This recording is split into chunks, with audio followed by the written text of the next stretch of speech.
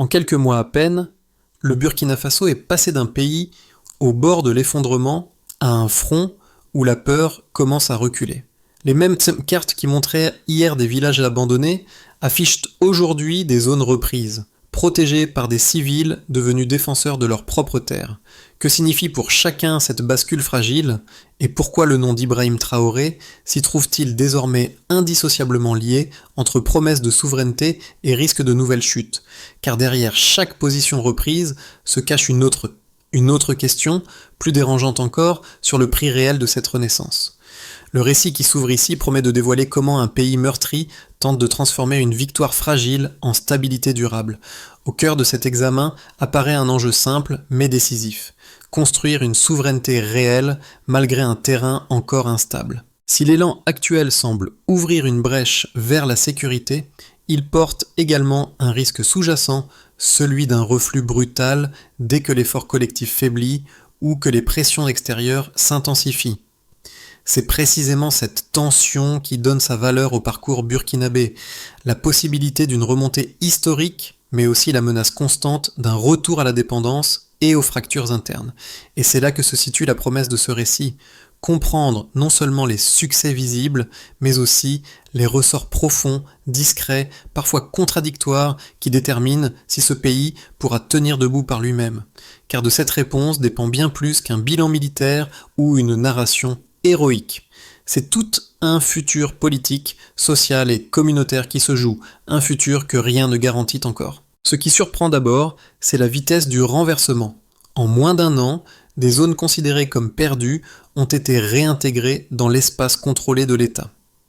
Ce basculement précoce, soutenu par des opérations coordonnées et l'engagement massif des volontaires, constitue la première fissure dans un cycle de défaites qui semblait inexorable.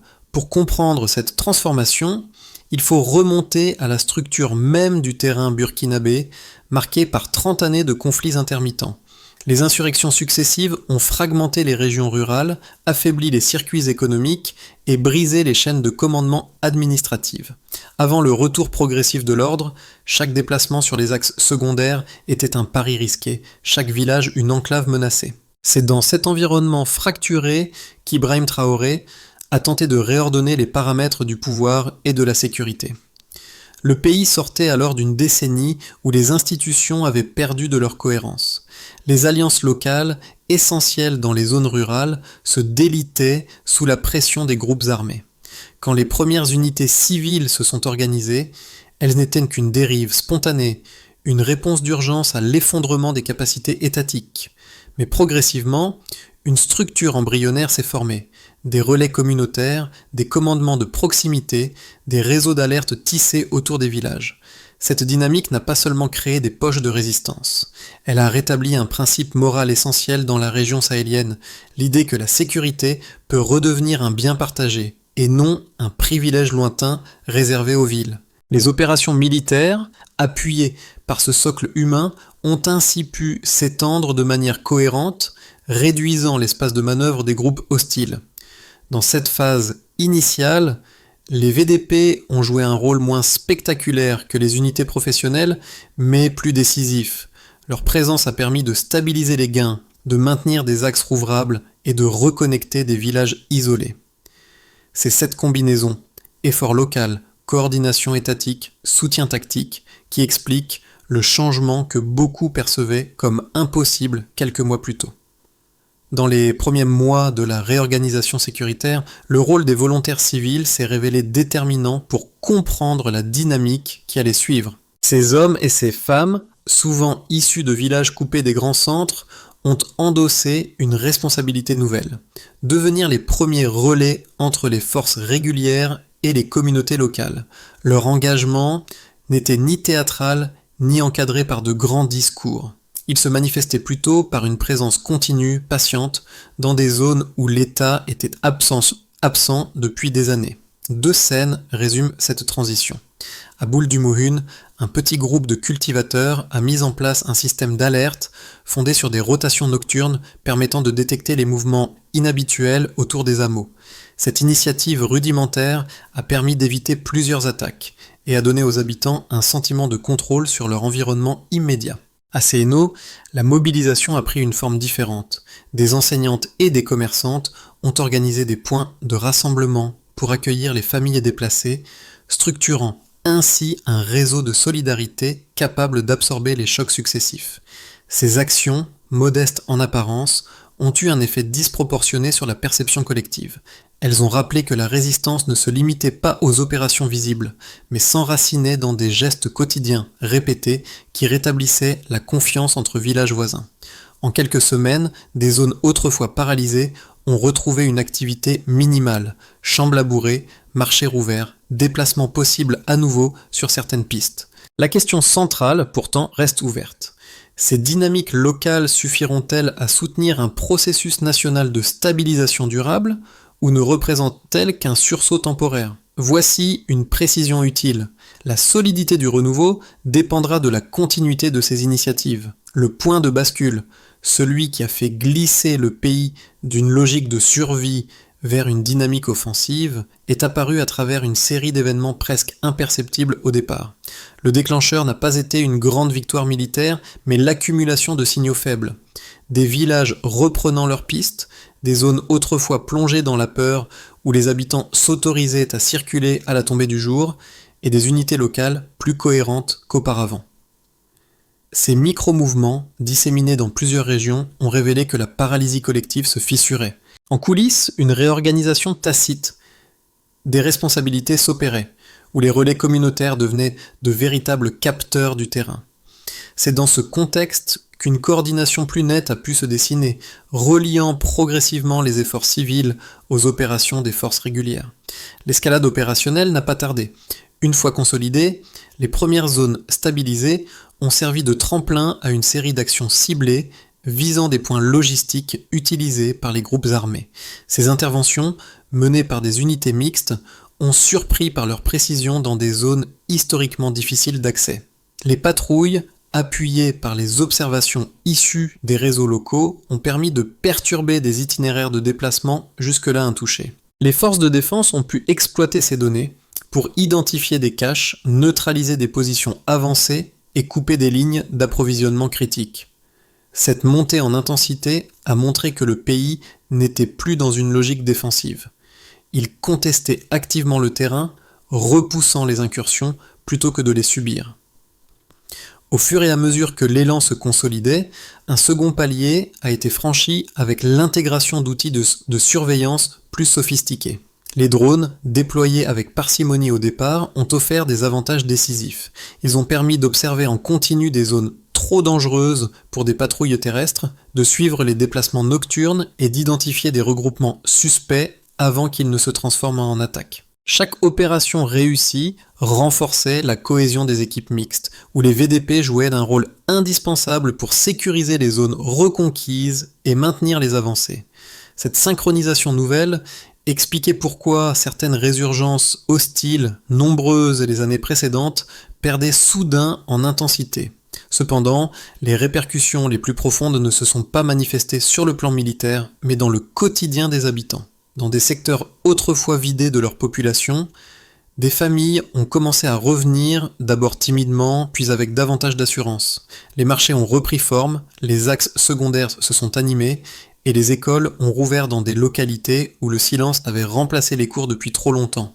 La vie normale ne revenait pas en bloc, elle réapparaissait par fragments, par ces gestes simples qui signalent que la peur perd du terrain. Ce qui a renforcé cette dynamique, c'est le rôle de liant assumé par les structures locales et étatiques, un rôle que beaucoup attribuent à la volonté d'unifier les efforts sous une orientation claire. À ce titre, la figure d'Ibrahim Traoré, sans occuper la scène au sens spectaculaire, a été perçue comme un point fixe autour duquel les initiatives se sont alignées. Le pays n'était pas seulement en train de reprendre du terrain, il redéfinissait la manière d'habiter ce terrain en reconnectant les communautés, en rouvrant les circulations et en redonnant une valeur concrète à la notion de proximité sécuritaire. La question demeure néanmoins, cette montée en puissance peut-elle résister à l'usure du temps, aux tensions invisibles et aux aléas d'un environnement encore instable ? Car chaque avancée porte en elle les germes d'une incertitude nouvelle, et la solidité de la reconstruction dépendra moins des succès spectaculaires que de la capacité à maintenir cette cohérence fragile. 3 indicateurs, bien qu'imparfaits, permettent de mesurer l'ampleur de la transformation sécuritaire vécue sur le terrain. Ils ne prétendent pas refléter toute la complexité du conflit, mais ils offrent des repères concrets pour comprendre ce qui a changé, pourquoi cela a changé et jusqu'où cette dynamique peut aller. L'enjeu, ici, n'est pas de produire une statistique spectaculaire, mais de montrer comment des évolutions mesurables se sont combinées avec les dynamiques locales décrites précédemment. Le premier indicateur concerne la réduction des sanctuaires hostiles dans plusieurs régions rurales. En l'espace de quelques mois, des dizaines de bases ont été démantelées, un volume suffisamment élevé pour perturber les réseaux logistiques adverses. Cette diminution a modifié les marges de manœuvre des groupes armés. Voici une précision utile. La perte de ces positions réduit fortement leur capacité d'ancrage territorial. La reprise de ces zones n'a pas seulement une valeur stratégique, elle a aussi un effet psychologique sur les villages longtemps isolés qui voient pour la première fois une perspective de continuité sécuritaire. Le deuxième indicateur repose sur des centaines de combattants neutralisés, conséquence d'opérations coordonnées entre unités professionnelles et réseaux communautaires. Ce chiffre illustre un changement important dans la dynamique du rapport de force. Voici une précision utile. Cette neutralisation massive diminue rapidement le rythme des attaques planifiées locales. Ces actions n'ont pas suffi à éliminer toute menace, mais elles ont désorganisé les structures adverses, les obligeant à se disperser plutôt qu'à conserver des positions concentrées. Pour les habitants, cette évolution s'est traduite par une baisse perceptible des incursions et des déplacements forcés.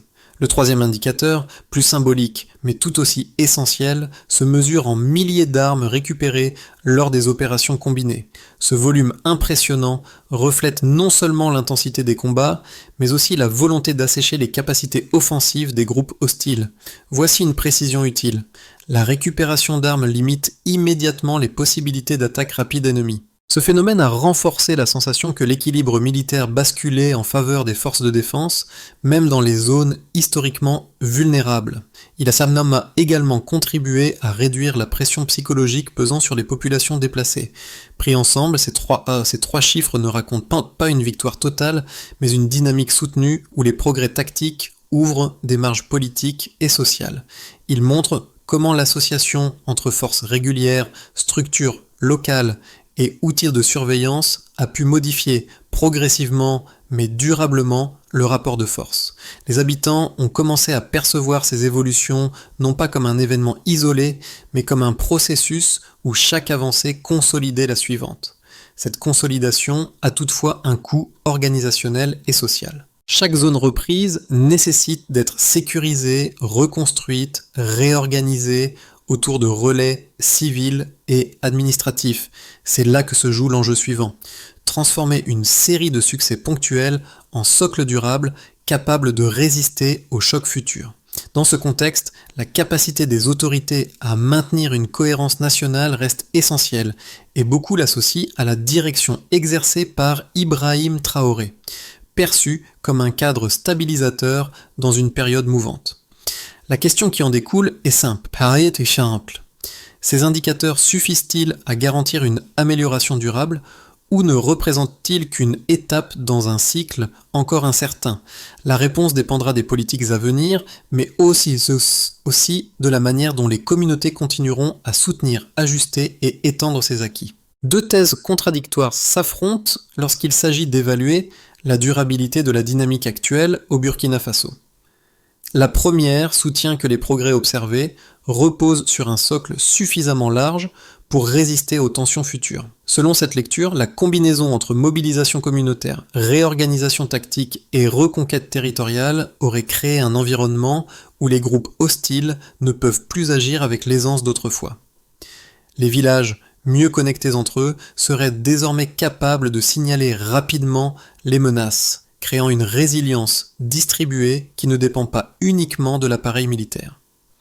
Les opérations récentes, coordonnées sur plusieurs fronts, renforceraient cette impression d'un terrain devenu progressivement plus difficile à infiltrer.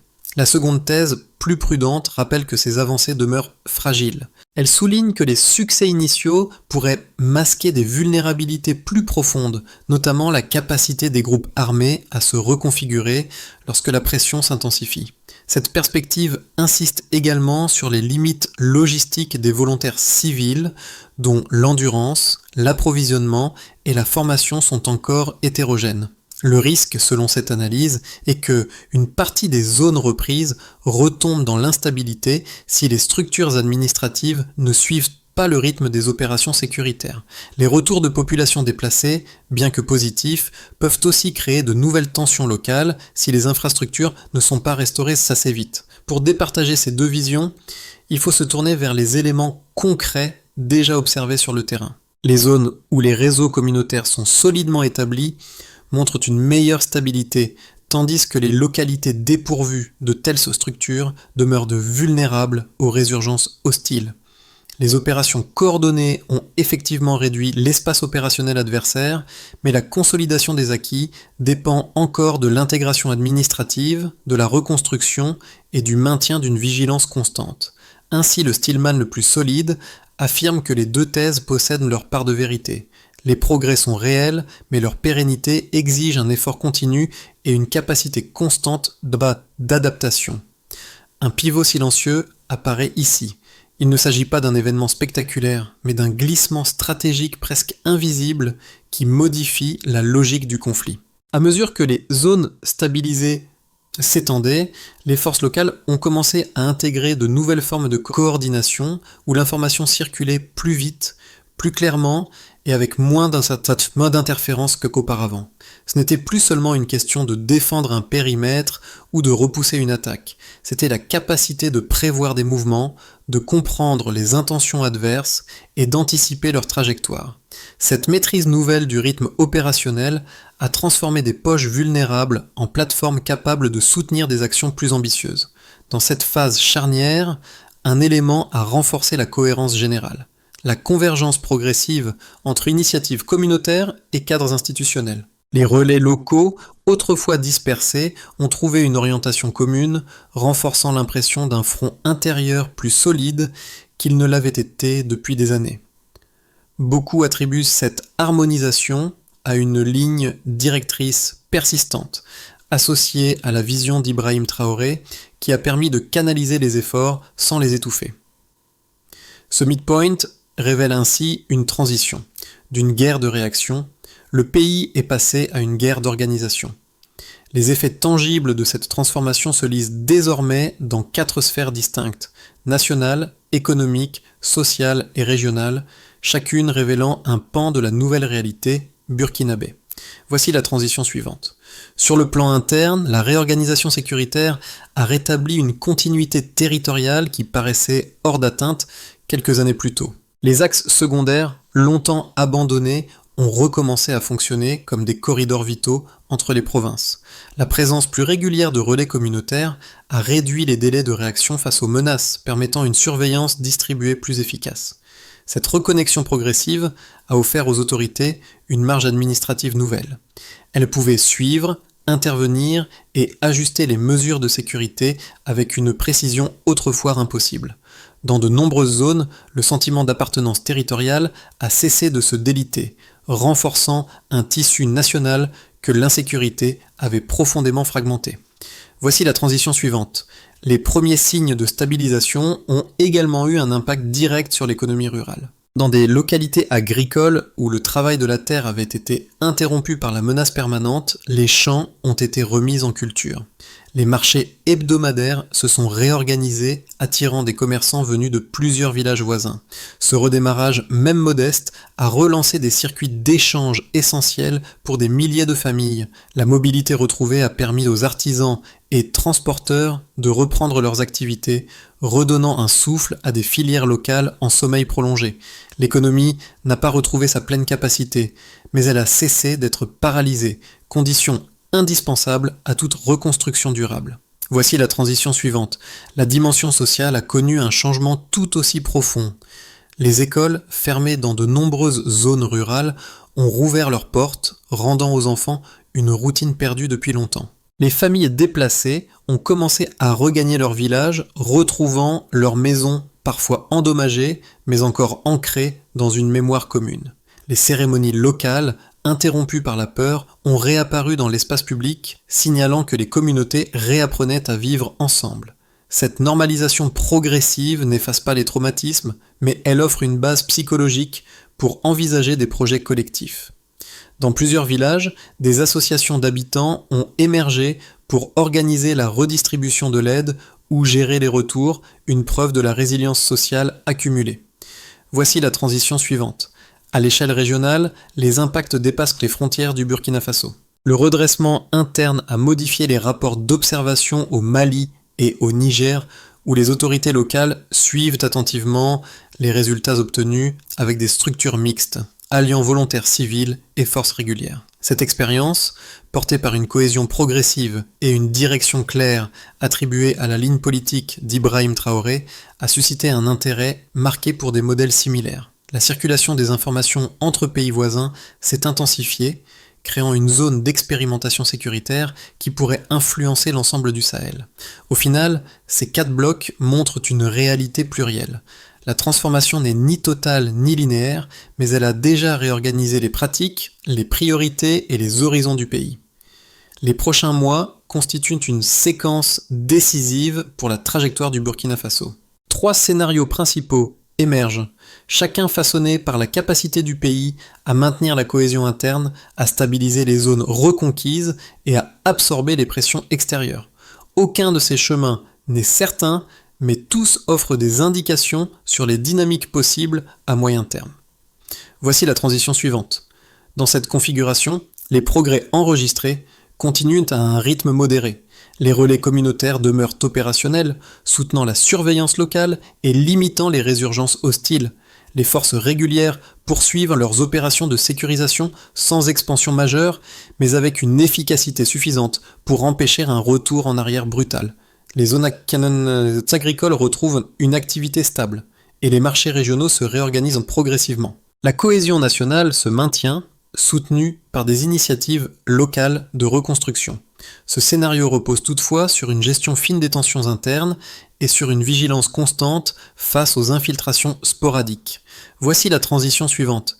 Ici, la dynamique actuelle s'amplifie, les structures locales gagnent en compétences, les réseaux d'alerte deviennent plus réactifs et les opérations coordonnées renforcent la confiance au sein des communautés. Les autorités parviennent à étendre l'administration dans de nouvelles zones, permettant une amélioration tangible des services publics. Les circuits économiques, revitalisés, créent une boucle positive où les revenus locaux soutiennent la reconstruction. Dans ce cas, une stabilité élargie pourrait attirer un début d'investissement extérieur, notamment dans les secteurs agricoles et routiers. Ce scénario suppose une synchronisation durable entre les acteurs locaux, civils et sécuritaires. Voici la transition suivante.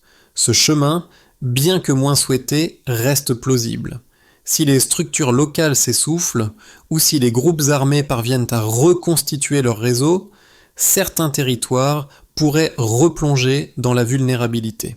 Les retours de populations déplacées deviendraient difficiles à gérer, entraînant des tensions sur les ressources et les infrastructures. L'économie locale, à peine remise, pourrait de nouveau se contracter, rendant les communautés dépendantes d'aides extérieures irrégulières. Dans un tel contexte, la cohésion sociale s'affaiblirait, rendant les zones reconquises plus difficiles à maintenir. Au-delà des dynamiques militaires ou des projections stratégiques, l'évolution du Burkina Faso touche directement la vie quotidienne de ceux qui, dans les villages comme dans les villes, cherchent simplement à reconstruire un horizon stable. Pour une partie de la population, le retour progressif de la sécurité signifie la possibilité d'envoyer à nouveau les enfants à l'école, de cultiver des terres abandonnées ou de rouvrir un petit commerce fermé depuis des années. Ces gestes ordinaires portent une portée symbolique immense. Ils rappellent que la normalité, longtemps suspendue, peut redevenir un projet collectif plutôt qu'un souvenir lointain. Pour d'autres, notamment les jeunes, la période actuelle représente une transition incertaine mais chargée de potentiel. Beaucoup ont grandi dans l'instabilité, sans avoir connu un environnement où les projets à long terme étaient envisageables. Aujourd'hui, certains retrouvent un espace pour apprendre un métier, rejoindre des initiatives communautaires ou participer à la réhabilitation des infrastructures locales. Cette implication silencieuse, souvent invisible pour les observateurs extérieurs, contribue pourtant à ancrer la reconstruction dans le quotidien, loin des récits héroïques, mais au cœur de ce qui consolide réellement une société. Enfin, de nombreuses familles déplacées vivent cette phase comme un mélange de soulagement et de prudence. Le retour dans leur village ne signifie pas uniquement récupérer une maison ou un champ. Il s'agit aussi de renouer avec une mémoire collective, parfois marquée par la perte, parfois éclairée par la solidarité vécue pendant l'exil. Ces trajectoires variées témoignent d'une réalité partagée. La reconstruction d'un pays ne se mesure pas seulement en kilomètres sécurisés, mais en liens restaurés, en routines retrouvées et en attentes qui recommencent à prendre forme. Deux suggestions simples émergent de ces expériences. Préserver les espaces locaux de dialogue et encourager les initiatives communautaires qui renforcent la cohésion quotidienne. Pour transformer des avancées encore fragiles en stabilité durable, une feuille de route claire et opérationnelle s'impose. Elle ne repose pas sur des annonces spectaculaires, mais sur une succession d'étapes mesurables, capables d'articuler sécurité, gouvernance locale et reconstruction sociale. Dans ce processus, la cohérence d'ensemble joue un rôle central et beaucoup y voient l'influence de la ligne directrice posée par Ibrahim Traoré, souvent évoquée comme un cadre d'alignement plutôt qu'un simple mot d'ordre politique. Voici la transition suivante. Les zones reconquises doivent être consolidées par des équipes mixtes capables d'assurer une présence continue. L'objectif est simple, empêcher la réapparition des groupes hostiles et garantir la circulation entre villages voisins. Les relais communautaires, déjà actifs, doivent être intégrés dans un système régulier de compte-rendu. Voici la transition suivante. La remise en place de services essentiels, état civil, médiation, petite justice de proximité, permet de réduire les tensions latentes. Chaque commune devrait disposer d'un point de décision capable d'identifier les besoins urgents et de coordonner les ressources. Voici la transition suivante. La reconstruction des routes secondaires, des marchés et des axes agricoles crée les conditions d'un redémarrage rapide. Les coopératives villageoises peuvent jouer un rôle structurant pour organiser la production et stabiliser les prix. Voici la transition suivante. Les retours de populations déplacées doivent être accompagnés par des mécanismes locaux de médiation afin d'éviter des conflits liés à la terre ou aux ressources.